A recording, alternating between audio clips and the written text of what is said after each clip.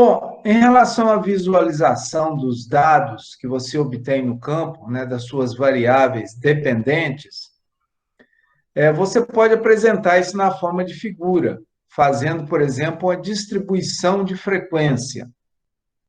Então, vamos supor que a gente faça uma pesquisa em que a gente quer saber quantos pedaços de pizza uma pessoa come. Então, nós fazemos uma pesquisa e colocamos aqui no eixo do X o número de pedaços de pizza comido por cada pessoa e no eixo do Y o número de pessoas que comeu aquele determinada quantidade de pizza. Então, isso aqui que nós chamamos de distribuição de frequência. Vejam que a frequência mais alta, ela fica no meio dessa figura. E que à medida que nós vamos para os bordos, tanto à direita quanto à esquerda, essa frequência ela diminui. E vocês veem que tem um formato aí similar a de um sino. Bom, o que é um histograma? O histograma nós fazemos com essas barras justapostas, né, colocada uma do lado da outra, que nós vamos ver que esse histograma vai dar origem à curva normal. Então, por exemplo, se nós queremos saber a altura do homem, então nós fazemos uma avaliação de vários homens, vamos supor aqui que nós vamos avaliar 100 homens e fazemos esse histograma. Então, veja que nessa caixa aqui mais alta, nós temos que a maioria dos homens fica entre 1,65 m e 1,75 m. Isso com a amostra de 100 homens. Se nós aumentarmos essa amostra, o que vai acontecer? Essas caixas, ou essas barras, elas vão ficar mais estreitas. Neste caso aqui, ó, a barra mais alta mostrou que os homens ficam entre 1,68 m e 1,72 m. Então, com a amostra maior, nós já temos dados mais próximos. E se nós aumentarmos ainda mais a nossa amostra, essas barras vão ficar cada vez mais finas, tendendo para essa distribuição normal que nós vemos aqui abaixo.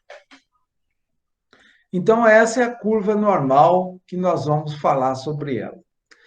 Bom, essa aqui é a curva normal. Na verdade, nossos dados podem ter outro perfil.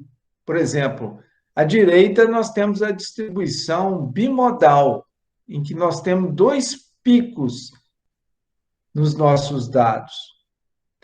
Abaixo, esses dois abaixo, em comparação com aquele acima à esquerda, que é uma distribuição simétrica, esses dois de baixo têm uma distribuição assimétrica. Isso também pode acontecer com os nossos dados. Mas veja bem, esse simétrico, muitos fenômenos da natureza, eles comportam-se próximos a essa distribuição. Então, a gente conhecendo as características dessa distribuição, nós damos um grande passo para entender a estatística, principalmente estatística paramétrica. Então, aqui nós temos uma distribuição normal e nós vamos mostrar para você as características dessa curva de distribuição normal. Bom, vamos começar falando sobre estatística inferencial. Estatística inferencial é aquela que você usa amostras para obter informações dessa amostra e depois fazer uma inferência para a população da qual essa amostra foi tirada. Então, isso é estatística inferencial, quando nós trabalhamos com a amostra. Bom, se amostras são retiradas da população ao acaso, as médias das amostras tendem a ser normalmente distribuídas, como nós mostramos para vocês.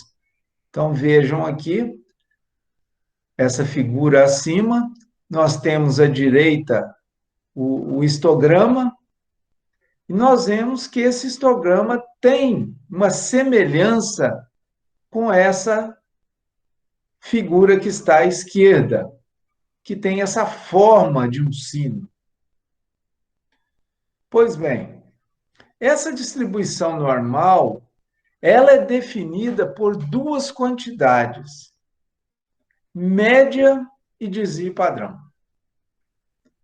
Então, veja, a gente entender o que é média e o que é desvio padrão, vocês vão ver que a gente já começa a ter uma boa noção do que é estatística. Então, vamos ver isso. O que é a média? Dentro dessa curva normal, a média é esse ponto central. E neste caso aqui, como é uma figura simétrica, a média é igual à mediana e é igual à moda. Talvez vocês não estejam lembrados que é mediana e moda, mas daqui a pouco eu vou lembrar para vocês. Então, a média está nessa parte central, e aqui, essa distância entre a média até um lado aqui da figura é o desvio padrão. E vocês vão entender até onde que ele vai do lado direito. Bom, a média, ela tem valores menores que a média, e nós temos também valores maiores do que a média. Como é uma figura simétrica, 50% dos nossos dados estão à esquerda e 50% dos dados estão à direita. Bom, e esse S aí? Como é que nós sabemos aonde ele deve bater na parede do lado direito? É o seguinte, gente, 34% dos nossos dados, eles estão dentro dessa faixa de um desvio padrão. Então, o limite é esse. Onde estiver 34% dos nossos dados, nós temos um desvio padrão à direita. E o mesmo ocorre à esquerda. Um desvio padrão para a esquerda, nós temos mais 34% dos dados. Em qualquer figura dessa que tenha distribuição normal, ela pode ser achatada, pode ser alongada, o princípio é o mesmo. Então, vocês veem aqui que nós temos, de um lado a outro, 68% dos nossos dados. Então, entre um desvio padrão para um lado e um desvio padrão para o outro, nós temos 68% dos dados. Essa é uma característica dessa distribuição normal. Bom, a pergunta na estatística inferencial é como a estatística das amostras, né, que é a média e desvio padrão, como ela combina com os parâmetros. Parâmetros já refere à população, que seria a média da população e o desvio padrão real. E aqui, para não confundir com a das amostras, essa média da população nós denominamos mu. E o S real da população de sigma, só para diferenciar das amostras. Bom, lembrando para vocês o que é mediana.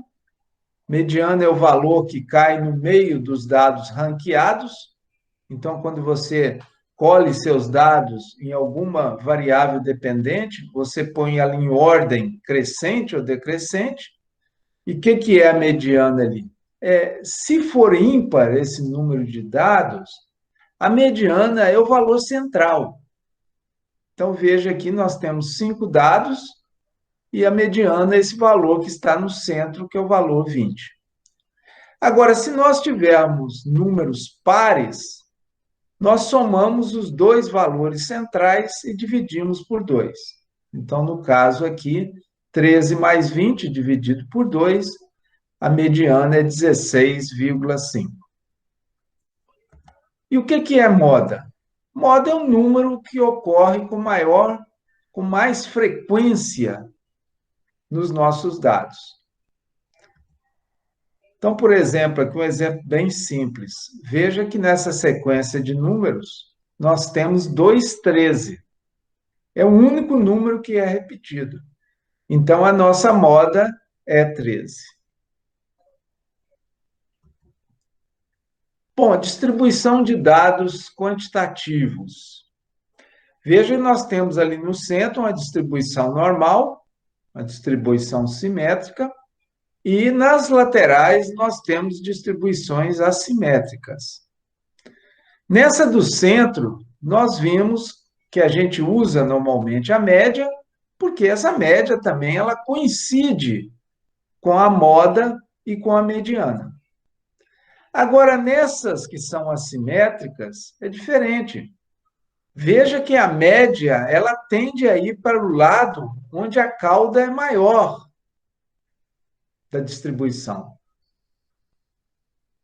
E neste caso aqui, quando ela é assimétrica, talvez a melhor medida seja a mediana, que está entre a moda e a média. Medidas de dispersão. Então, quando nós falamos de medida... Você Pois pode voltar não, um pouquinho? ponto. Isso, era só para mim ter uma visão de novo disso. Obrigada. Ok?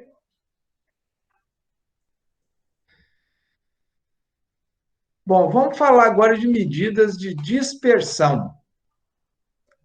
Nós falamos de medida de tendência central, né, que é a média, moda, mediana, e agora as medidas de dispersão. Uma delas, bem simples, é a amplitude, que em inglês é range, né, que é a diferença entre o maior e menor valor. Quer dizer, de qualquer variável que a gente toma, a gente pega o maior valor, diminui do menor valor, nós temos a amplitude. O problema dessa amplitude para medir dispersão é que ela não informa o que há entre os valores extremos. Então vejam aqui, neste caso desses dados aqui, o maior valor é 7 e o menor valor é 2. Então 7 menos 2, a amplitude é 5. Se nós pegarmos outros dados, como esses aqui, ó, o maior valor é 10 e o menor é 1. Veja que a amplitude aqui é 10 menos 1, que é igual a 9.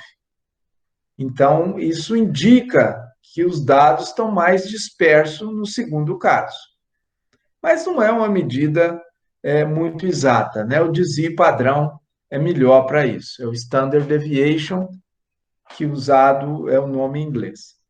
Então, esse aqui já informa enquanto os valores dos dados agrupam em torno da média. Então, nós temos essas medidas de dispersão. Nós vamos mostrar como calcular esse desvio padrão.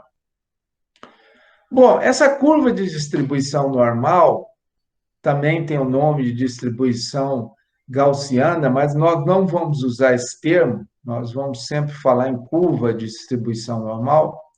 É aquela curva simétrica em torno do seu ponto médio. Exatamente isso. Então, a distribuição normal, nós vimos que ela é definida pela média e desvio padrão. Então, vamos ver agora de outra forma, dando mais informações em relação ao que nós mostramos antes. Veja que nós temos aqui a média, e nós vimos que essa média é igual à mediana, é igual à moda, e que essa distância entre a média até esse ponto aqui, onde nós temos 34% dos dados, nós temos um desvio padrão. Do outro lado, a mesma coisa. Então, essa distância onde nós temos 34% dos dados, nós temos também um desvio padrão. Então, entre a média, nós temos do lado esquerdo menos um desvio padrão e do lado direito um desvio padrão. Agora, vejam bem, isso aqui engloba 68% dos dados. Mas, geralmente, em estatística, nós não trabalhamos com 68%. Nós trabalhamos com 95%.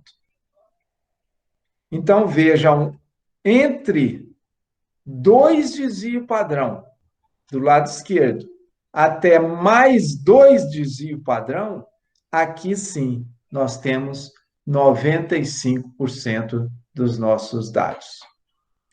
Então, você vai ver que nós vamos trabalhar mais nessa área aqui de dois desvio padrão.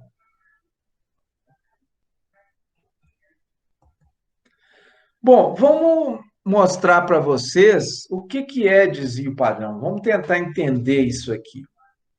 E vamos supor que a gente vá num campo, e agora eu vou puxar para o meu lado, num campo de feijão. É uma área grande de feijão e nós vamos tirar algumas amostras, né? Vamos medir uma área lá, vamos supor uns 2 metros quadrados, e vamos colher o feijão numa área, depois, ao acaso, escolhemos outro local, colhemos também o feijão, e com isso colhemos em 6 locais. É pouco, né? Mas isso aqui é só para exemplo. Então, nós temos 6 observações. Na observação 1, depois que nós colhemos, batemos esse feijão e pesamos, nós verificamos que ele produziu 1.200 quilos por hectare. Na observação 2, ele produziu 1.300. E assim por diante. Então, quando a gente soma essas 6 observações, nós temos aí 7.860. Dividindo por 6, nós temos a média. Então, em média, o feijão produziu 1.310 quilos por hectare. O que é desvio padrão? Primeiro, é um desvio. É um desvio em relação à média. Então, o primeiro cálculo... desculpa, gente, eu ia falar sobre amplitude aqui, só para lembrar vocês. A amplitude desses dados, o mais alto é 1.450 e o valor mais baixo é 1.200. Então, no caso de amplitude, nós temos aqui o valor de 250, né? Que é também uma medida de dispersão, né, dos dados. Bom, voltando aqui ao desvio em relação à média, o que nós vamos fazer? A primeira observação foi 1.200. Se nós diminuirmos de 1.310, que é a nossa média, nós temos um valor de menos 110. Na segunda observação, 1.300, menos 1.310. Então, nós temos menos 10. E continuamos fazendo esse cálculo. Veja que, dessa forma, sempre o valor ali vai dar zero, somando isso tudo. Sempre vai dar zero. O que a gente faz para evitar o sinal negativo, para evitar que essa soma dê zero? Nós vamos elevar esses valores ao quadrado. Então, é aqui que nós temos a soma dos quadrados dos desvios. Então, nós pegamos o menos 110, elevamos ao quadrado, nós temos 12.100. Veja que já é um valor positivo. Menos 10 ao quadrado é 100, e assim por diante. Então, esse SQD, vocês devem estar lembrados, que já aparece na nossa análise de variância, quando nós fazemos a nova. E o valor aqui é 39.400, o valor da soma dos quadrados dos desvios. E a partir daqui é fácil a gente calcular a variância. Veja bem. O que é a variância? A variância é o S elevado ao quadrado, que é a soma do quadrado dos desvios dividido por N menos 1. Nosso n é 6, menos 1 é 5. Então, nós vamos dividir 39.400 dividido por 5. Então, nós vamos ter uma variância de 7.880. Lembrando aqui que na nossa análise de variância, nós usamos o termo quadrado médio, que é a mesma coisa. Então, nós temos aqui o valor do quadrado médio. Esse n-1, na nossa análise de variância, é o grau de liberdade. Por que o grau de liberdade nós diminuímos 1? Porque nós temos liberdade apenas de variar o n-1. Vou dar um exemplo. Se eu pedir para vocês que cada um fale um número que somado dê 20, por exemplo, um de vocês fala, eu vou escolher o 7. Não, professor, eu vou mudar de ideia, eu vou escolher o 5. Tudo bem. Está vendo que você teve liberdade de escolher. Você escolheu o 7 primeiro, depois mudou para o 5. Ótimo. A segunda pessoa escolhe. Eu vou escolher o 8. Não, vou mudar de ideia, eu vou escolher o 10. Ótimo, você teve liberdade de escolher. Agora, a terceira pessoa não tem mais liberdade. Porque se um escolheu 5 e o outro escolheu 10, o último só pode ser 5. Então, nós temos liberdade de escolha apenas com n menos 1. Ok?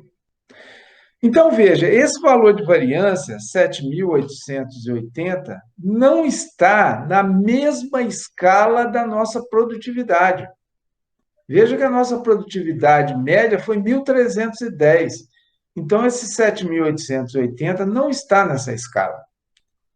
Então, no caso de estatística descritiva, nós não vamos usar esse quadrado médio, essa variância. Nós vamos usar o desvio padrão. E o que é o desvio padrão? O desvio padrão é S.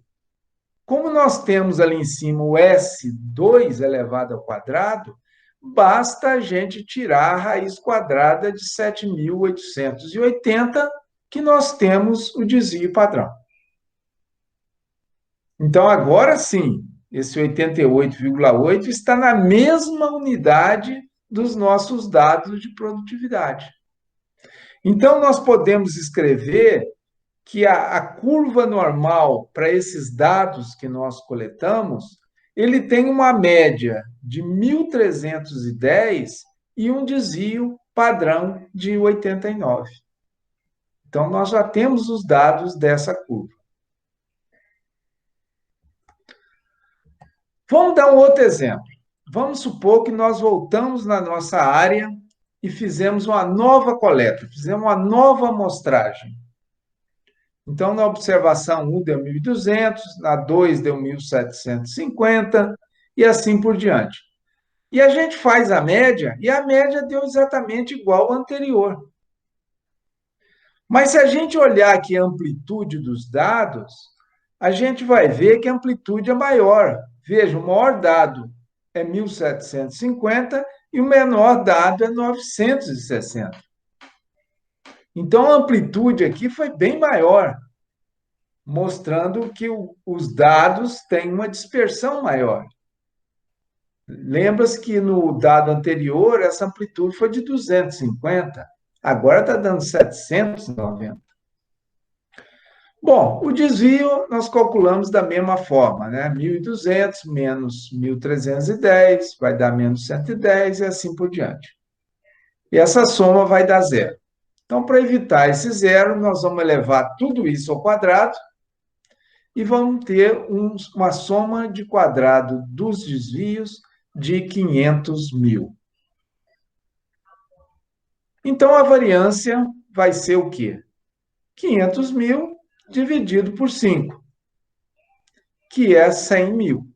Então, essa é a variância que nós usamos na nossa análise de variância. Aqui nós vamos procurar o desvio padrão, que é a raiz quadrada de 100.000, que é 316,2. Então, no caso desses dados, nós podemos dizer que nossa curva normal vai ter uma média de 1.310 e um desvio padrão de 316. Então, veja, a primeira média que nós achamos, a média foi 1.310 e o desvio padrão foi 89. A segunda, a mesma média, mas com desvio padrão bem maior. Então, veja nessa figura à esquerda que nós temos ali onde é que está o S. E vamos supor que esse S seja 89. O que aconteceria se nós trocarmos esse S, que é 89, por 316? Você já deve estar imaginando que essa curva vai achatar. É isso mesmo? Sim. Vocês estão certos, vai achatar. Então, quanto menor o desvio padrão, mais homogênea é a nossa amostra. Então, a amostra mais homogênea das duas que nós fizemos é a primeira, que o desvio padrão dela é menor. Então, vejam que nesse verde nós temos um S pequeno e em azul nós temos um S grande. Esse S pequeno indica que a maioria dos dados está próximo da média.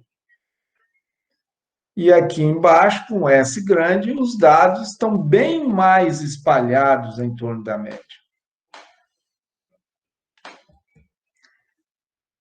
Então, vejam, se nós pegarmos aquele primeiro desvio padrão que nós calculamos e diminuirmos de 1.310, nós vamos ter um valor de 1.221. Se somarmos a essa média, nós vamos ter um valor de 1.399. Então, gente, nós podemos, e esse 89 significa um desvio padrão, ok? Só para lembrar. Então, nós podemos dizer que 68% dos dados, eles estão entre 1.221 e 1.399 quilos por hectare. Então, veja que dentro desses observações que nós fizemos, entre este número e esse número, nós temos 68% dos dados. Se nós fizermos o mesmo cálculo para aquela segunda amostragem que nós fizemos, nós vamos ver que 68% dos dados vão estar entre 994 e 1.626.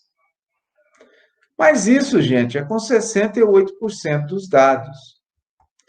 Como nós trabalhamos com a probabilidade de 95%, nós vamos usar 2S. Só para lembrar que eu falei isso anteriormente, ok? Bom, nós falamos de desvio padrão.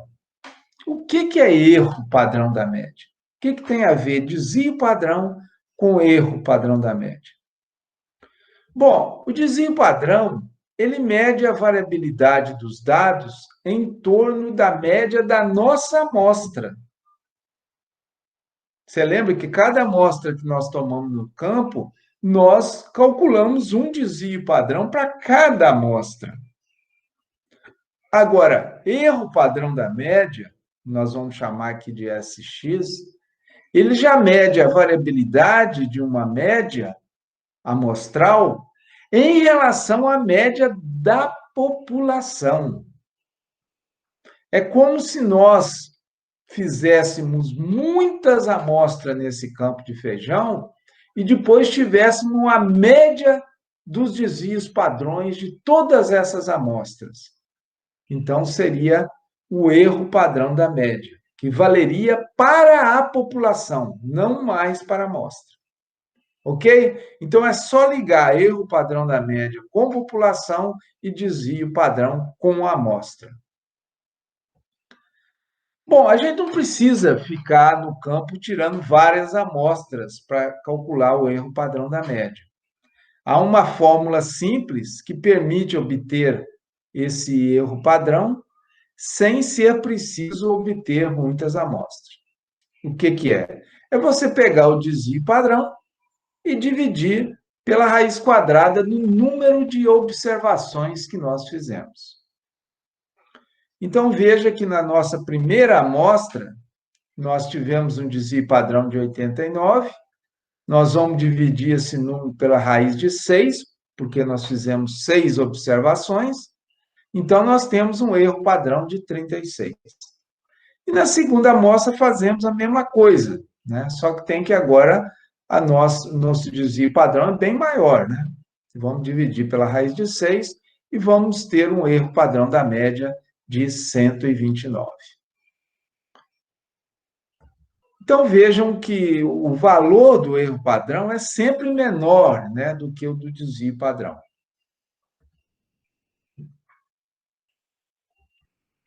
Então o erro padrão da média é o desvio padrão das médias de muitas amostras. Resumindo, né? Bom, o erro padrão da média, ele descreve o quão preciso é a média da amostra como representante da média da população. Vejam bem, o desvio padrão mede a variabilidade entre dados dentro de uma única amostra. Acho que isso ficou bem claro, né? O erro padrão mede a precisão da média de uma única amostra com uma estimativa da média da população. Então, aqui entra a palavra população. E esse mu aí é a média da população. Como é que a gente usa um e outro? Bom, se formos muito rígidos, quando nós usamos uma estatística descritiva, o mais adequado seria desvio padrão. Porque na descritiva a gente mostra dado de uma amostra, então o interessante é aplicar desvio padrão. Mas na prática não é bem assim. O pessoal usa também o erro padrão. Eu acredito que é por pragmatismo. Por quê? Porque muitas vezes o desvio padrão dá uma barrinha muito grande e fica uma figura feia. O erro padrão, como divide pela raiz quadrada do número de observações, ele é bem menor, a barrinha do erro. Então, muitas vezes o pessoal usa erro também na estatística descritiva. Agora, quando o objetivo é inferencial, nós vamos usar o erro padrão da média.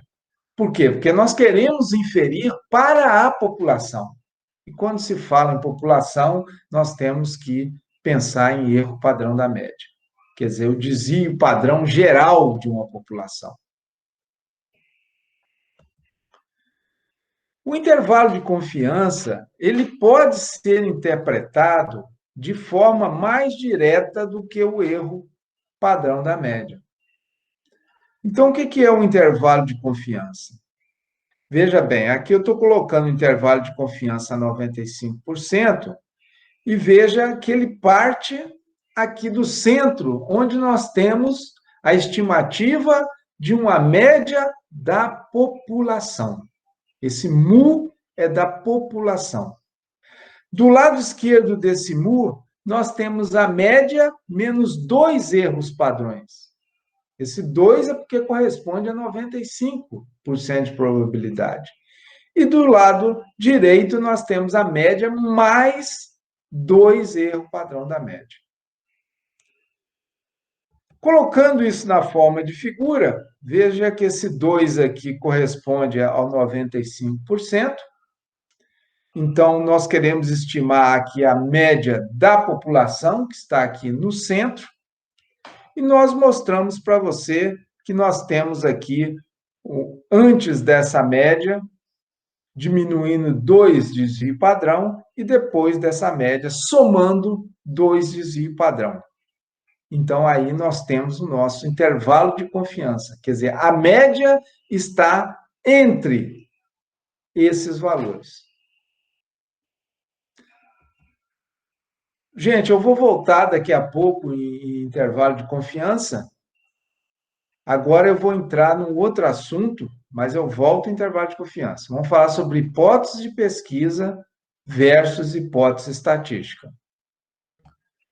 Bom, a hipótese de pesquisa é aquela que nós formulamos acerca do comportamento da população. Então, lá na introdução do nosso artigo, muitas vezes a gente coloca essa hipótese lá, outras vezes não, mas ela fica subentendida no nosso objetivo. É o local, né, onde colocamos a hipótese de pesquisa, se tivermos que colocar. Então, ela se refere à população, essa hipótese de pesquisa. Bom, a hipótese estatística, ela permite decidir pela aceitação ou rejeição da hipótese de pesquisa com base nos resultados obtidos com a amostra. Então, a estatística vai trabalhar com a amostra. E vejam bem, uma decisão sobre a hipótese estatística, que é onde nós trabalhamos com a amostra, ela permite uma decisão sobre a hipótese de pesquisa, que é aquela que foi feita para a população. Ok? Bom, hipótese estatística, teste de hipótese. O primeiro passo no teste de hipótese é definir a hipótese de nulidade. Então, por exemplo, nós vamos definir que nossa hipótese de nulidade é que o grupo 1 é igual ao grupo 2. Quer dizer, se nós estamos testando um medicamento, que seria o grupo 1, contra um placebo, que seria o grupo 2, eu vou partir de que elas são iguais. Por quê? Até que se prove o contrário, a verdade até agora é essa, que elas são iguais. Ninguém provou o contrário. Então, nós vamos partir daí. Nossa hipótese é que os grupos são iguais. Então, eu vou aceitar H0, ou seja, que os grupos são iguais, quando eu não consigo prova suficiente para rejeitar H0. Então, nós conduzimos nossos ensaios e a gente não consegue mostrar que, de fato, eles são diferentes. Então, nós temos que aceitar H0. Agora, se nós conseguirmos dados para rejeitar H0, nós temos a nossa opção, que é o H1. Então, eu vou aceitar H1. E H1 diz que os grupos são diferentes. Então, vejam que, na verdade, a nossa hipótese de pesquisa é H1. Ela está na nossa hipótese de pesquisa. Por isso que é positivo. Se a gente consegue mostrar a nossa hipótese, nós falamos, ó, foi positivo. Há diferença, sim, entre o grupo 1 e o grupo 2. O H0, ele nega a hipótese de pesquisa. Ele fala que os grupos são iguais. Na verdade, não é isso que nós estávamos procurando, né, quando começamos o ensaio. Por causa disso que a gente fala que é negativo. Bom, erros de decisão. Ao usarmos amostras para inferir sobre a população, isso é estatística inferencial, nós estamos sujeitos a erros. E esses erros estão relacionados à nossa hipótese de nulidade. Então, o primeiro erro que nós podemos cometer é esse erro do tipo 1, ou alfa. Que erro é esse? Eu rejeito H0, rejeitando H0, eu estou falando que os grupos são diferentes. Falando, ó, foi positivo, rejeitei H0, mas eu deveria ter aceitado H0. Porque, na verdade, o grupo 1 é igual ao grupo 2. Então, esse pode ser um erro que nós podemos cometer. Então, eu digo que os grupos são diferentes, mas, na verdade, os grupos são iguais. Então, como eu primeiro falei que eles são diferentes, cheguei a essa conclusão, eu estou falando que é positivo. Só que tem que isso é um falso positivo. né? Porque, na verdade, o grupo 1 é igual ao grupo 2. O outro tipo de erro é o erro tipo 2 ou beta. Neste caso, é o contrário, eu aceito H0. Eu aceito que os grupos são iguais. Isso, para mim, é negativo, né? O que eu estava testando acabou não dando certo. Mas só que tem que eu deveria rejeitar H0. O certo seria isso. Por quê? Porque os grupos são diferentes. Então, eu posso cometer erro também deste lado. Falar que os grupos são iguais e, na verdade, eles serem diferentes. Seria esse caso aqui, né? Falo que são iguais, mas, na verdade, são diferentes. E aqui é um falso negativo. Bom, vamos entender isso Você melhor aqui. volta Oi? os slides, por favor? Eu vou repetir o que estava anteriormente de uma maneira aqui que eu acho que vocês vão compreender. Eu falo, sem ser o anterior, mais um. Só para não voltar.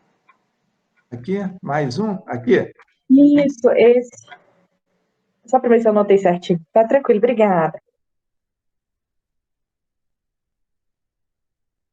Bom, vamos ver os erros aqui numa outra visão. Suponho que esteja aqui havendo um exame de gravidez. Do lado esquerdo, o médico está examinando um homem e está falando que ele está grávido. E do lado direito, uma médica examinando uma mulher e falando que ela não está grávida. Então, veja, nesse lado esquerdo, o médico falou para o cara, ó, positivo, você está grávido. Quer dizer, a situação mudou. O cara está grávido. Então, ele está rejeitando H0.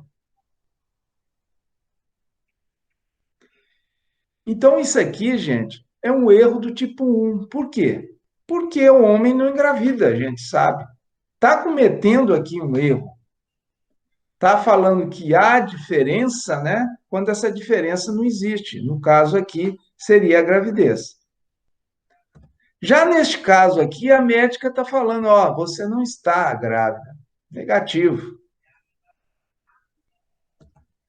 Então, eu vou aceitar H0, a situação continua como estava antes. Só que essa barriga aqui, gente, não é cerveja. Ela está, de fato, grávida. A médica está cometendo um erro aqui. Então, vejam, esse é um erro do tipo 2. Eu aceitar H0 quando, na verdade, eu deveria rejeitar H0. Então, nesse primeiro caso do erro tipo 1, eu rejeito H0, digo que a situação mudou, que o cara está grávido, mas na verdade ele não está. Nessa segunda situação, eu aceito H0, que a situação não mudou, quer dizer, ela não está grávida, mas na verdade ela está grávida, né? Então veja, gente, em ambos os casos, nós fazemos aqui um erro de julgamento. E a probabilidade máxima de cometer um erro tipo 1, que é o mais importante aí, porque no erro tipo 1 nós vamos rejeitar H0, é o nível de significância do teste. E esse nível de significância do teste que é estipulado, geralmente é a 5%. Logicamente que tem áreas da pesquisa que eles estipulam 1%, ou há áreas também que estipulam 10%, mas em geral é 5%. Então, vejam bem, geralmente aceita-se até 5 erros em 100 de dizer que o homem está grávido. A ciência aceita isso. Então, veja a incerteza, né? Embora seja uma incerteza pequena, nós temos incerteza na ciência. Então, esse valor de P, ter o limite de 5%, é o mais utilizado hoje na ciência.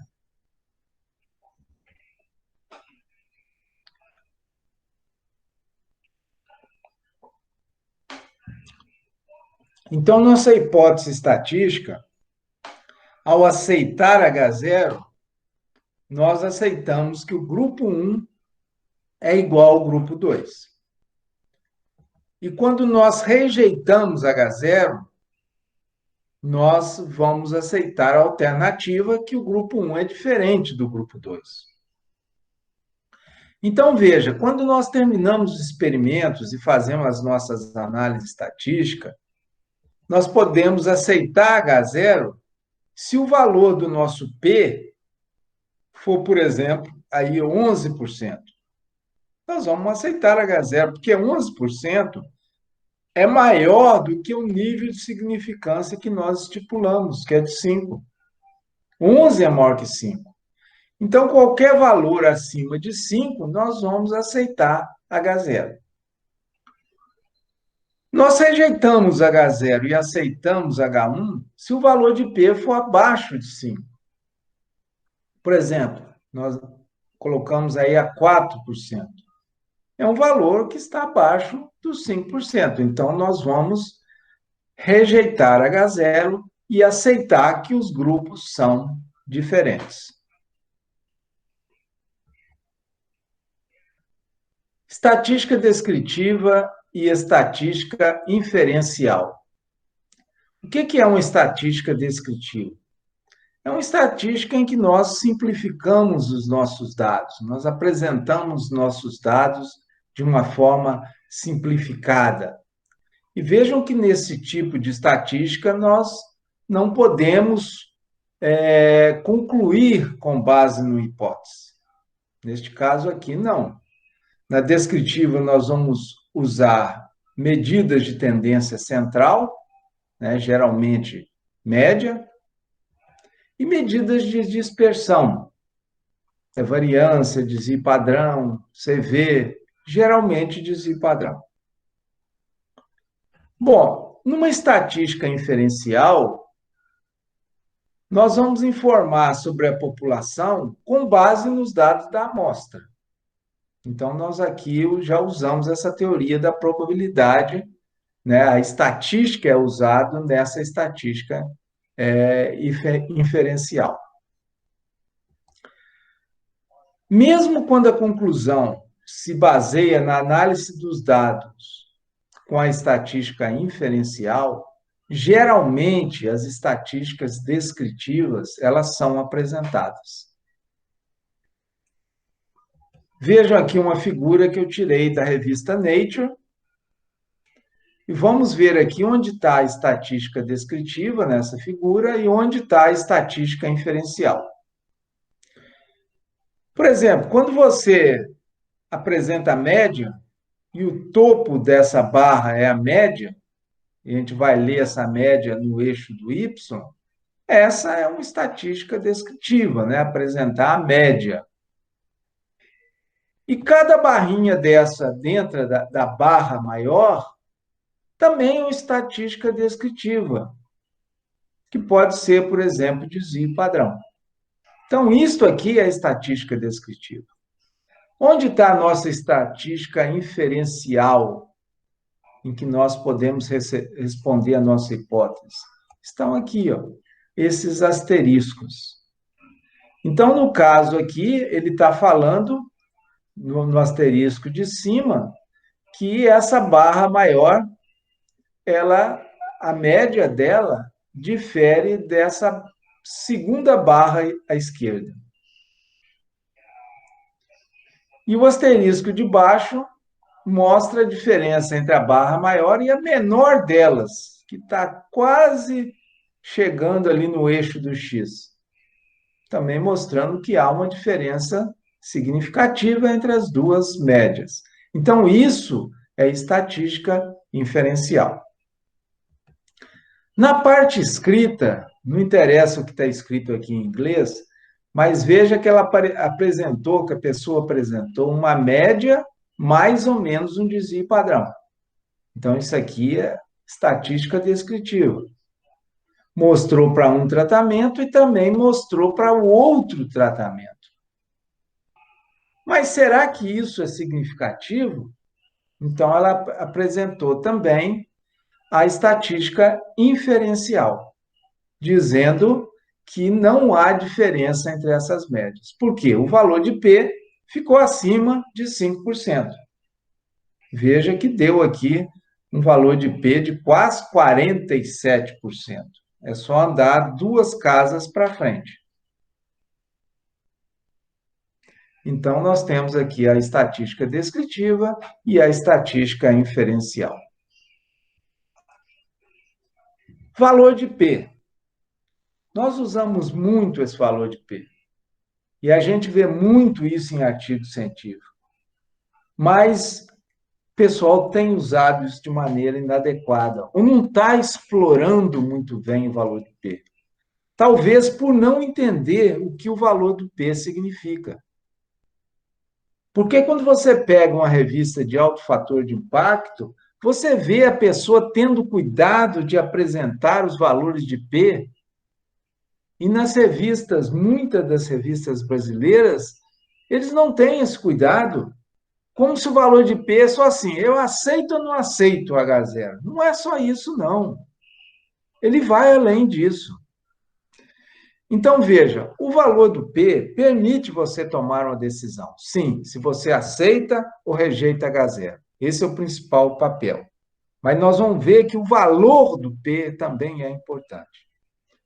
Bom, existe outra opção ao valor de P para a gente aceitar ou rejeitar H0? Existe, que seria o intervalo de confiança, e nós vamos voltar a falar sobre ele mais adiante.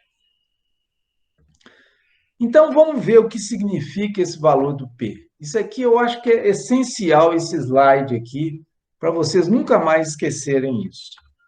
Se um valor de P é igual a 5%, o que quer dizer isso?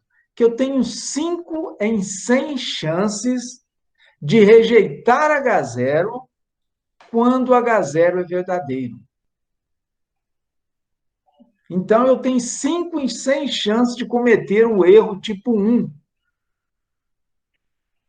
E veja bem, em muitas revistas, e eu acho que não é o caso da área de vocês, porque na área de vocês eu não vejo eles usarem esses termos, mas quando você fala que a probabilidade ficou entre 1,1 e 5%, a gente fala que a diferença é significativa.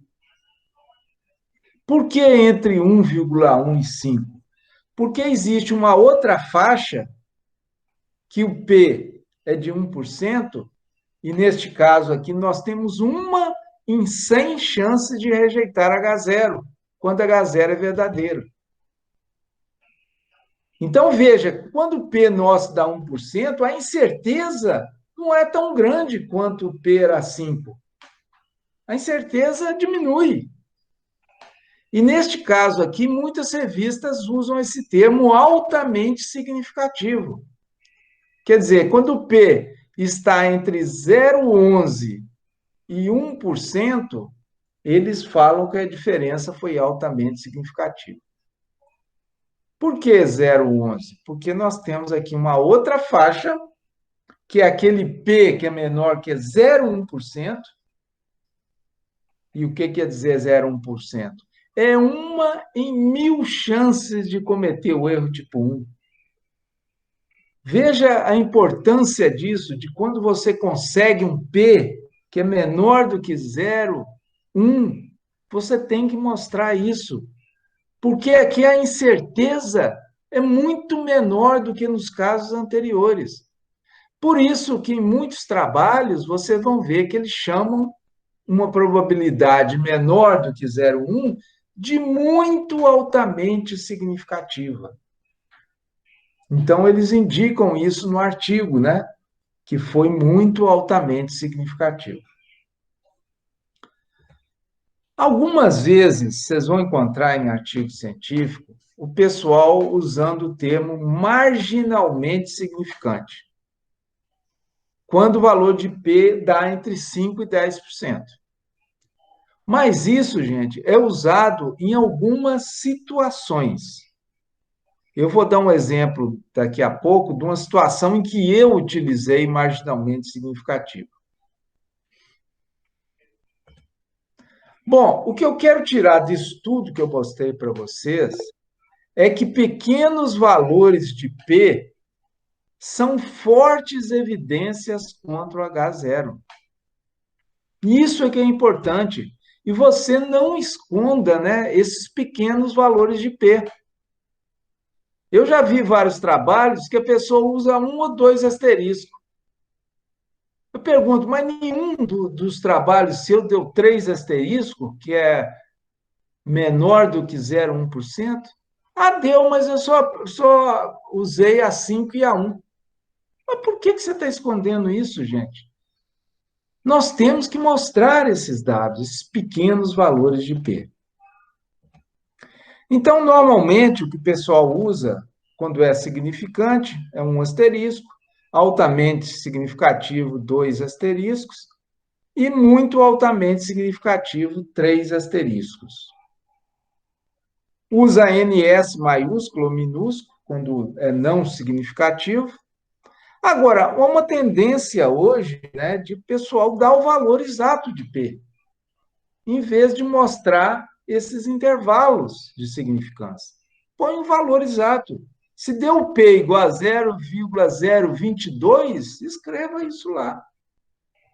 Né? Essa é a tendência hoje atual. Valor de P está na tabela ou figura. Muitas vezes, quando você escreve um trabalho, você coloca esse valor de P na tabela e figura. Veja bem, gente, se já está na tabela e figura, não vamos repetir esse valor de P no texto. Mas nós podemos interpretar esse valor de P. Veja esse exemplo da Nature. A associação entre falha renal e resíduos de diclofenac foi muito altamente significativa. Então, ele está mostrando aqui uma correlação que ele fez entre essas duas variáveis, né, que é falha renal e resíduos de diclofenac. Então, esse muito altamente significativo, o leitor já percebe que o P foi muito baixo, foi de 0,1%. Quer dizer, 1 em 1000 chances de cometer o erro tipo 1. E nós mostramos que esse valor já está na tabela ou já está na figura. Então, não vamos repetir isso no texto. No texto, você interpreta esse valor. E uma das formas de interpretar é usar esse termo muito altamente significativo. Bom, eu vou mostrar aqui um trabalho em que eu usei esse significância marginal. Vou tentar explicar por que eu usei isso aqui. Eu estou falando aqui que a interação entre linhagens de feijão e número de plantas por metro, ela foi significativa para a severidade de mofo branco. E eu botei que o P foi igual a 4,1%. E eu continuei, e foi marginalmente significativo para a incidência de mofo branco. E eu apresentei um P de 6,2%. Por que eu fiz isso? Porque, nesse caso, como eu estou avaliando tanto severidade como incidência, são duas avaliações que nós fizemos, nós estamos mostrando para o leitor que a severidade, sim, ela deu significativo, mas a incidência deu quase, né, mostrando que foi a 6,2. Então, nesse caso, muitas vezes é aceitável, né, a gente usar esse termo marginalmente significativo. Agora, eu aconselho vocês que estudem artigos da área de pesquisa de vocês para verem as situações em que eles usam esse marginalmente significativo. Ok? Níveis de significância.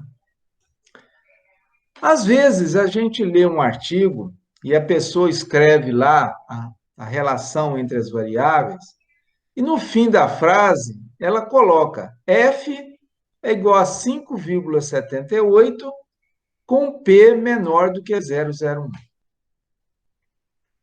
O que quer dizer esse F igual a 5,78. Então, é importante que a gente entenda o que ele quis falar com isso. Vejam bem, nós temos aqui uma análise de variância. O que é o F nessa análise de variância? Veja aqui, ó. É o quadrado médio do tratamento dividido pelo quadrado médio do erro. Então, é a variância do tratamento dividido pela variância do erro. Não é isso? Então, o F, ele divide essa variabilidade entre tratamentos pela variabilidade dentro dos tratamentos. A variabilidade dentro dos tratamentos é o nosso erro. Então, quando nós falamos que o F é igual a 5,78, eu estou dizendo que o quadrado médio do meu tratamento foi 5,78 vezes maior que o quadrado médio do erro. E vejam bem, para que esse F dê significativo, esse valor de F tem que estar acima de 1. Depende, logicamente, do grau de liberdade, mas acima de 1 ele tem que estar. E aqui ele está falando que foi 5,78 vezes maior. O valor de P igual a 0,01, a gente já sabe, né? A chance de cometer o erro do tipo 1 foi de 1 em 100. Essa é a incerteza que nós temos. Bom, um erro muito comum que a gente comete na redação científica é escrever uma coisa como essa. Eu já vi muito em tese. Embora a diferença seja não significativa, veja bem, botou um P igual a 30%. A média do tratamento A foi 20% superior à média do tratamento B. Veja bem, gente. Está falando que o valor do P foi a 30%. Isso quer dizer, se ele repetir esse experimento, pode ser que isso aí dê o contrário. Veja bem, essa chance, nós temos 30% de chance dessa diferença de 20% entre as médias, que seja devida a outro fator, que seja um acaso, coisa não estudada. Nós não sabemos. Nós não podemos fazer essa afirmação. Né? O risco aceitável de P é até 5. Então, como é que nós deveríamos escrever essa frase acima? Nós poderíamos escrever que não houve diferença significativa, podemos até mostrar o valor do P, entre a média do tratamento A e a média do tratamento B. Nós devíamos também evitar esse negócio de significativamente iguais. Se as médias são iguais, você não precisa nem de análise estatística. Como é que você põe ainda significativamente iguais, né? Então, evitar também usar esse termo. Bom, significativo e importante. Acho que eu falei isso na aula passada, nós vamos repetir isso aqui, porque isso é muito importante. Significância estatística não necessariamente significa importância biológica, importância agronômica, importância médica. Não significa isso, não. O seu P, ele pode ser menor que 5%. Mas, se a diferença entre as suas médias for pequena, pode ser que haja pouca importância nessa diferença. Por isso, gente, é uma das razões pela qual nós apresentamos a diferença entre um tratamento e outro em percentagem. Vocês vão ver que isso é muito usado nas boas revistas. O tratamento A produziu 20% a mais que o tratamento B. O P foi de tanto. Então, aí sim, 20%, isso é importante. Né? O leitor vai perceber desse jeito. Mas se você botasse ali que a diferença foi de 2%, mesmo o P tendo sido significativo, isso não tem muita importância. Por exemplo, uma diferença de 2 milímetros de mercúrio na pressão arterial. Isso tem importância médica, né? A gente sabendo que a pressão varia de 130 a 85, 2 para lá, 2 para cá, isso não vai ter diferença, isso tem pouca importância, mesmo que seja significativo. E por que que nós temos essa diferença significativa, mesmo a diferença sendo pequena? Primeiro, a amostra é grande. Quando a amostra é muito grande, nós temos maior probabilidade de detectar a diferença. Vocês lembram na correlação, quando nós mostramos que eles encontraram um R de 0,05 e foi muito altamente significativo? Ele falou em seguida que aquilo tinha pouca importância, mas ele tinha usado uma amostra de 5.040 dados para fazer aquela correlação. Então, por isso que deu essa significância com a diferença pequena. A variabilidade pequena na amostra. Então, se nós vamos lá no nosso feijão, tiramos a amostra e a diferença é pequena, uma deu 1.900, a outra deu 2.000, a outra 1.950, a outra 1.980. Quer dizer, ficou tudo muito próximo. Então, aumenta essa probabilidade da diferença ser detectada. Então, gente, guarde, significativo não indica que é importante. Esse é um trabalho que eu obtive da Nature, só para a gente treinar aqui o uso do valor de P. Nós vamos ver aqui, né, nessa apresentação que eles usaram tanto asteriscos para deixar a figura menos carregada, mas usaram também valor exato de P no texto que está abaixo da figura. É um jeito bem interessante de apresentar os dados. Vamos ver o que nós temos aqui nessa figura. Nós temos aqui abundância de espécies dominantes de abelha. Ele está trabalhando com abelha. Então, nós temos aqui a abundância de espécies nesse eixo do Y e temos aqui vários locais. São países e estados lá dos Estados Unidos. Então, ele está testando aqui esse mitigation, quer dizer, são técnicas que ele usa para amenizar a perda da biodiversidade das abelhas. Então, ele usou aqui algumas técnicas nesse mitigation. E no controle não usou essas técnicas. Ok? Então, o trabalho é efeitos de manejos para amenizar a perda de biodiversidade de abelhas que visitam culturas. Então, esse foi o trabalho dele.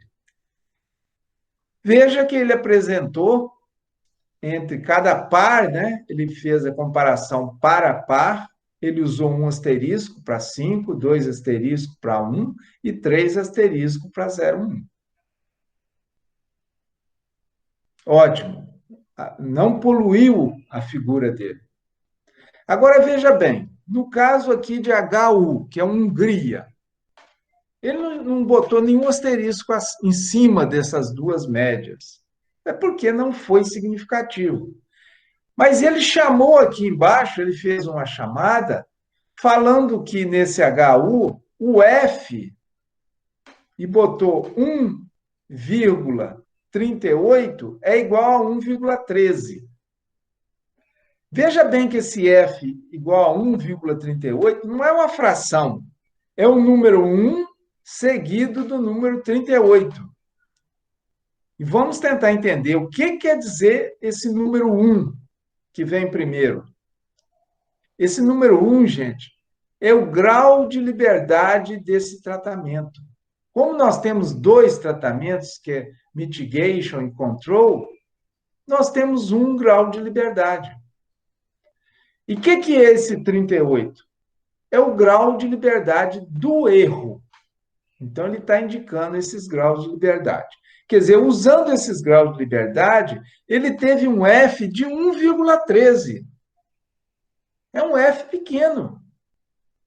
Veja que, neste caso, com esse grau de liberdade, ele verificou que o valor de P foi de 29,5. é um valor de P alto.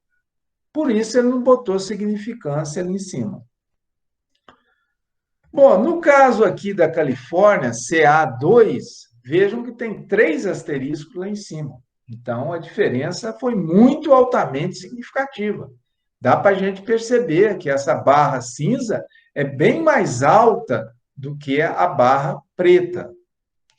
E ele chamou atenção aqui embaixo também, que nesse estudo, o F dele teve 1 grau de liberdade para o tratamento e 9 graus de liberdade para o erro. E neste caso aqui, o valor de F foi 29,3. Quer dizer, o quadrado médio de tratamento foi 29,8 vezes maior que o quadrado médio do erro. Por isso que deu muito altamente significativo. Veja que ele botou ali o P menor do que 0,01. Ok, gente? Vamos voltar no intervalo de confiança. Bom, o intervalo de confiança são faixas de possíveis valores em torno da média amostral, que provavelmente essa faixa contenha o valor real da média da população. Então, o intervalo de confiança, ele terá certa probabilidade, e essa probabilidade nós vamos chamar de nível de confiança. E ela é simbolizada por 1 menos alfa. Então, nós temos esse nível de confiança de conter a média da população. Esse alfa aqui, ele pode ser 0,5, no caso aí, o nível de confiança seria de 95%. Se esse alfa for 0,1, nosso nível de confiança seria 99%. Ok? Então, vejam, aqui nós temos o nosso 1 menos alfa. Então, aqui há uma probabilidade de 1 menos alfa de a média da população estar contida neste intervalo. Então, depende se você está testando a 95% a 1%.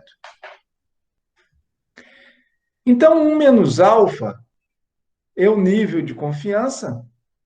Maior parte das vezes a gente usa aí a 95%. Esse alfa é aquele nível de significância que nós comentamos por valor de P, é aquela probabilidade de cometer o erro tipo 1, né? Vocês lembram que nós usamos ele a 5%, é o mais utilizado. Então, veja bem, o intervalo de confiança, diferentemente do P, ela te dá uma faixa de valores. Quer dizer, a partir daqui nós já vemos que o intervalo de confiança dá mais informações, porque o P, ele só vai servir ali para a gente aceitar ou rejeitar H0. E indicar para o leitor o nível de certeza ou de incerteza que nós estamos rejeitando H0. Então, P serve para isso. Agora, num trabalho científico, e nós vamos ver um pouco mais para frente, você pode apresentar até os dois, né? Você pode calcular um intervalo de confiança, se aquele tipo de dado, se aquele tipo de trabalho que você está conduzindo permitir, e pode também apresentar o valor de P. A interpretação desse intervalo de confiança. Se nós retiramos várias amostras aleatórias de tamanho N da população, e aqui nessa figura nós estamos dando um exemplo de 100 amostras, e para cada uma dessas amostras nós construímos o intervalo de confiança, aquele intervalo 1 menos alfa, veja que nós vamos ter intervalos diferentes, né? Os intervalos obtidos serão diferentes. Veja que os intervalos não são iguais. E 1 menos alfa intervalos conterão o valor real do parâmetro. Vamos entender isso melhor.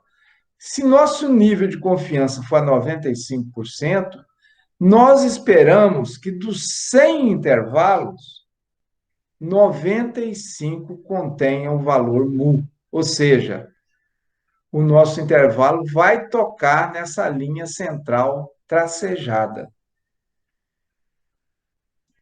Olhando de outra forma, 5% dos nossos intervalos vão estar nesse vermelho, quer dizer, sem tocar essa linha tracejada. Bom, o intervalo de confiança, ele parte dessa média amostral, e aqui nesse intervalo nós temos os valores plausíveis para a média da população. Então, a média da população deve estar dentro desse intervalo. Então, tem-se razoável certeza de que a média da população cai nesse intervalo acima. Veja que o centro desse intervalo de confiança é o valor mais plausível de ser a média da população.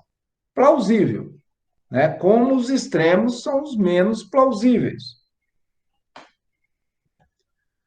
Esse comprimento do intervalo de confiança, ele dá uma indicação de precisão. Então, intervalos muito grandes têm pouca precisão, intervalos pequenos têm maior precisão. Então, veja aqui intervalo de confiança e tamanho da amostra. Aqui embaixo, veja que nós temos intervalos feitos com 35 amostras, depois com 70, depois com 140 e depois com 280 amostras. E a gente percebe que esse intervalo de confiança diminui. Ele começa a ter mais precisão. Então, quanto maior a amostra, mais precisão nós temos nesse intervalo. Um exemplo aqui do uso de intervalo de confiança, num trabalho publicado na Nature, ele escreve o seguinte: essa região cinza que está na figura indica 95% de intervalo de confiança em torno da regressão. E ele põe a probabilidade também, né? A probabilidade foi de 0,3%. Bom, esse intervalo de confiança, além dele informar a variabilidade ou a dispersão de estimativas pontuais, ele também pode expressar significância estatística, da mesma forma que o nosso valor de P. Como ocorre isso?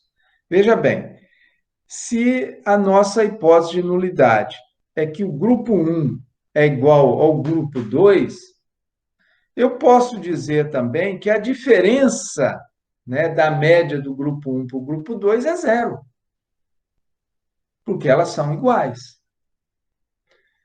Então, vejam, se o intervalo de confiança contém o valor zero, indica que não há diferença entre as médias. Um exemplo ali. Se eu tiver um intervalo de confiança que começa com um número negativo, menos 1,2, e vai até um número positivo, que é 3,2, ele está englobando o valor zero, indicando que não há diferença significativa entre grupo 1 e 2. Novamente, nós vamos voltar para aquilo de importância e significância. Muito importante a gente entender bem isso. Vejam aqui que nós temos uma linha de significância, em que o grupo 1 é igual ao grupo 2. Então, a diferença entre eles é zero. Então, essa é a linha de significância. Nós temos aqui a linha de importância, porque nós já comentamos com vocês que, além de ser significante, tem que ter importância para a área em que nós trabalhamos. Tem que ter uma relevância que vale a pena usar aquilo. Então, nós temos uma linha ali que tracejamos como a linha de importância. A partir daí, a coisa começa a ter uma diferença que tem importância dentro da nossa área. Então vejam aqui, nós temos essas dois primeiros intervalos de confiança que não foram significativos. Por quê? Porque o intervalo englobou o valor zero. Nesse mais à direita, é aquele exemplo que nós mostramos, né, de menos 1,2 a 3,2. Quer dizer, o valor zero está embutido aí. Por isso ele é não significativo. Nesse primeiro intervalo aqui, veja que é um valor, um resultado negativo, bem verdadeiro. Por quê? Porque ele está ali ocupando essa linha de significância, o valor zero está ali no meio, e ele nem chega a tocar na linha de importância. Então, aqui não há diferença mesmo. Agora, nesse segundo caso, ele toca a linha do zero, por isso é não significativo, mas o resultado é inconclusivo. Por quê? Porque nós não temos uma precisão boa nesse intervalo aqui. Porque parte dele ultrapassou esta linha de importância. Do lado de cá, nós temos casos em que são significativos. Veja que todos os três casos, eles não tocam nessa linha do zero. Quer dizer, no intervalo, não há o valor zero nesse intervalo de confiança.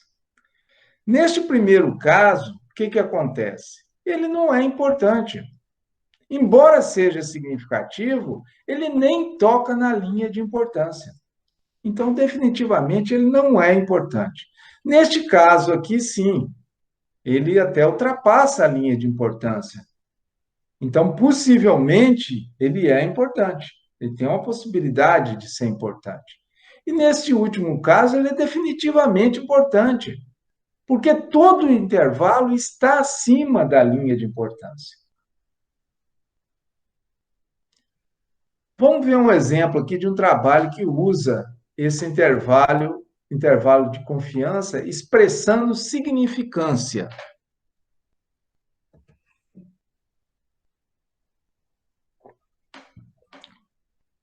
Vamos traduzir essa frase. Esses blocos que vocês veem na figura, eles mostram as estimativas e intervalos de confiança 95%. E aqui ele escreveu o seguinte: os fatores são significativos se as barras do intervalo de confiança não incluem o valor zero. Onde está o valor zero aqui? Nessa linha tracejada. Então, todos esses blocos que estão aí, que englobaram esse valor zero, eles não foram significativos. Esse aqui e esses dois aqui. Os outros já foram significativos. Veja nesse trabalho também como é que eles interpretaram. Ele escreveu aqui o seguinte: o intervalo de confiança em negrito foram significativos. Vocês estão vendo aqui do lado direito dessa figura, onde ele escreveu lower 2,5%, upper 2,5%, tem alguns valores que estão em negrito, inclusive a maioria, né? Quer dizer, esses intervalos não incluíam o valor zero. Agora, nós temos um intervalo aqui que começou com um valor negativo e foi até um valor positivo. Quer dizer, o zero está incluído nesse valor. Então, aqui não foi significativo. Então, a outra forma de apresentação que eles fizeram. Quais são as vantagens do intervalo de confiança sobre o valor de P? Primeiro, que ele fornece uma amplitude de valores plausíveis para o parâmetro. Parâmetro, nós estamos referindo à população. Vamos supor, média da população, é um parâmetro. Ele dá a ideia de precisão. Quer dizer, pelo tamanho, né, do intervalo de confiança, nós temos uma ideia de precisão daqueles dados, do intervalo. Ele pode ser usado para aceitar ou rejeitar H0.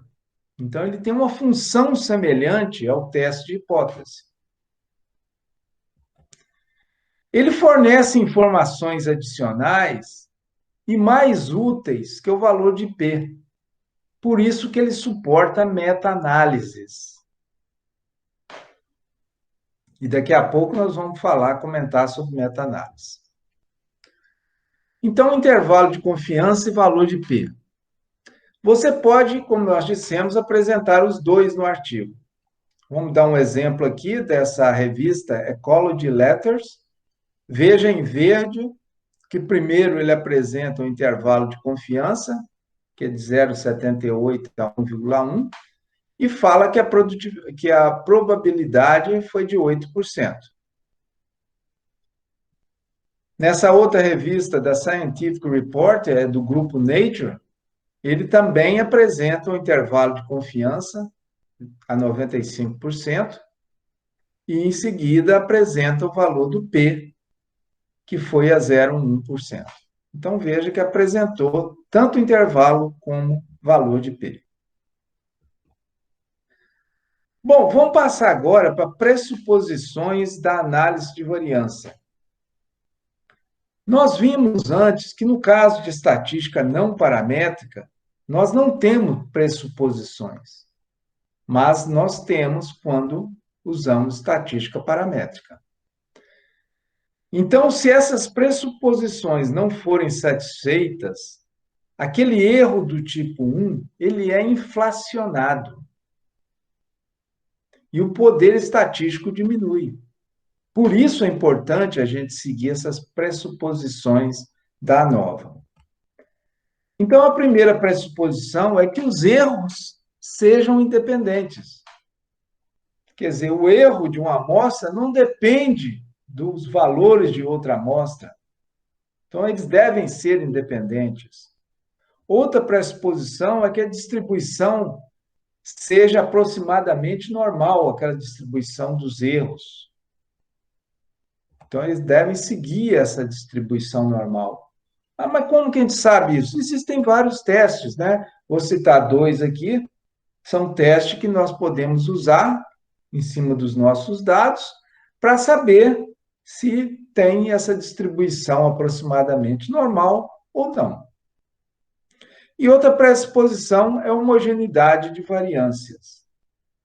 Não precisam ser, por exemplo, dois tratamentos. Nós temos aí comparando dois tratamentos, que é esse de cima. Não precisa ser exatamente igual a variância, não. Mas também não pode ser muito diferente. E para isso nós temos testes também que podemos testar isso. Bartlett, Levine, são testes que você vê se há homogeneidade de variâncias. Então, isso aqui, gente, é muito importante. Normalmente, em revistas de alto fator de impacto, a gente até na parte de material e métodos, quando a gente vai falar sobre a parte estatística, a gente fala que testou, né? Em relação às nossas variáveis dependentes, os dados dela, se elas atenderam a essas pressuposições. Bom, quando não atende, nós temos a transformação de dado como opção. Então, nós transformamos o dado de uma curva assimétrica, tentando ver se ela pega essa forma simétrica. E cada tipo de dado, nós temos um tipo de transformação. Isso é fácil a gente ver na literatura qual tipo de transformação que nós temos que fazer. Veja aqui o material e métodos em que, nessa revista aqui, Applied Soil Ecology, eles falam como é que eles fizeram a transformação. Vou traduzir. Resposta à colonização pela micorriza foi transformada por arco-seno, e explica aí qual foi a transformação. E biomassa da parte aérea foi transformada por raiz quadrada. Quer dizer, aqui ele já usou outro tipo de transformação, para normalizar a distribuição do erro. E faz uma citação aqui do Shapiro. e resposta ao nutriente não precisou transformar. Então, muitas vezes a gente coloca isso no material e métodos. Bom, para terminar, nós vamos falar sobre meta-análise.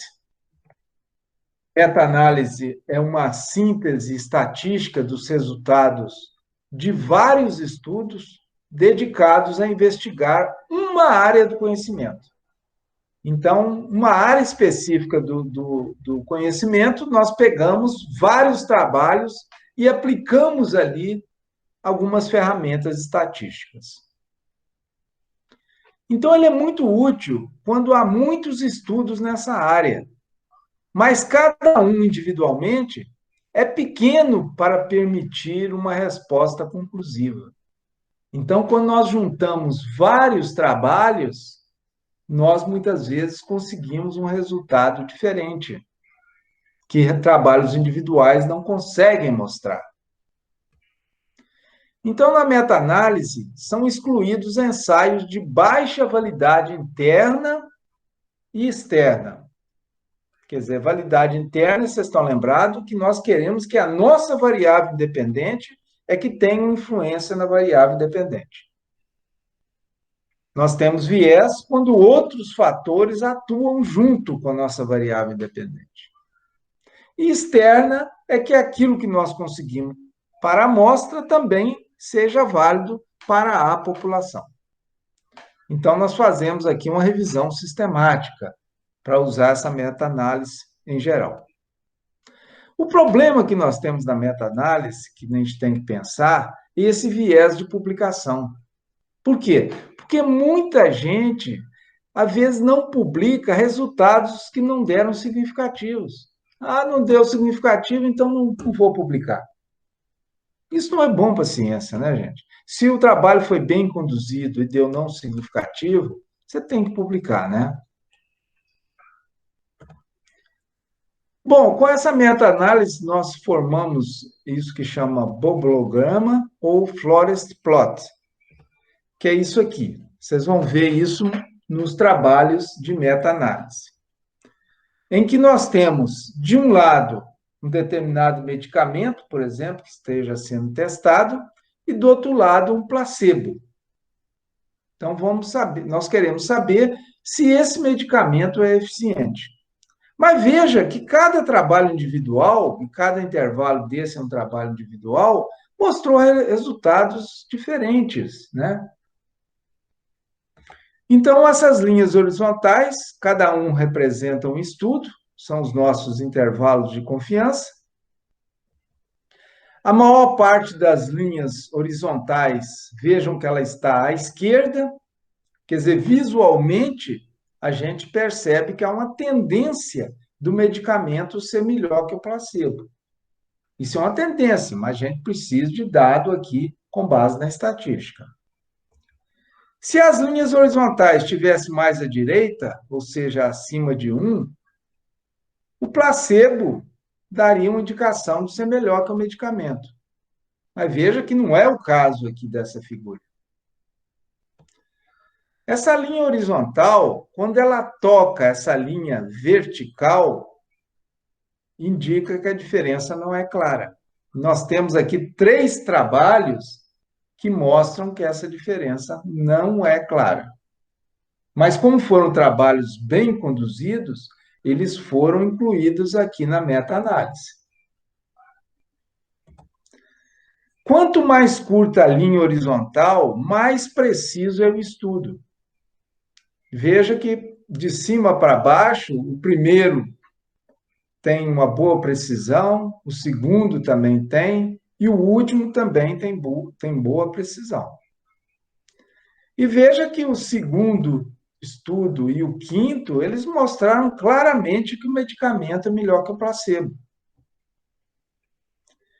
Então, gente, aqui no fim do estudo, esse diamante que aparece do lado do medicamento, na parte de baixo da figura, é o resultado conjunto dessa análise. E veja que ele não inclui o valor 1. Por isso, nós podemos afirmar, com base nessa meta-análise, que o medicamento é melhor do que o placebo.